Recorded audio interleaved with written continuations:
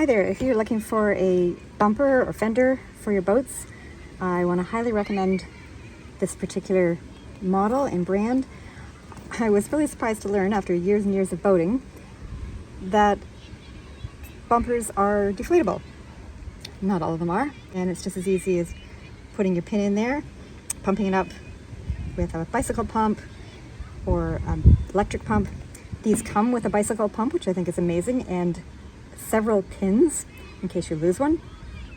They come with the pre-looped knot or a pre-looped rope, so you can just slip it through itself so it can't possibly come undone. You don't have to tie that knot, and then you can do whatever you want with the other end.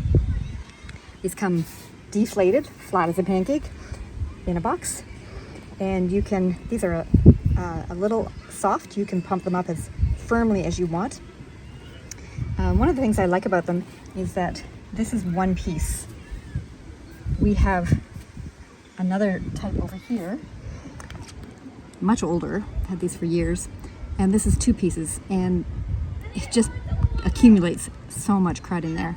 So I do like the sleekness of these. They're ribbed for strength. They have the loop on both ends, so if you want to hang them horizontally, string that rope to the other end, you can, just depending on your setup. Here it's much better for it to just hang like that. And we like a little give.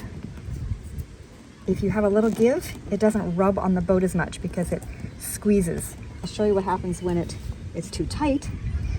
On our older ones, which have gotten quite grimy and definitely need to be replaced, that grime, mold, whatever it is that builds up, rubs off in your boat because we've got this too firm.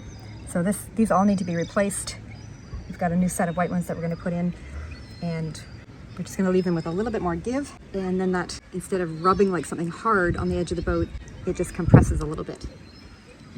But really like these, really happy.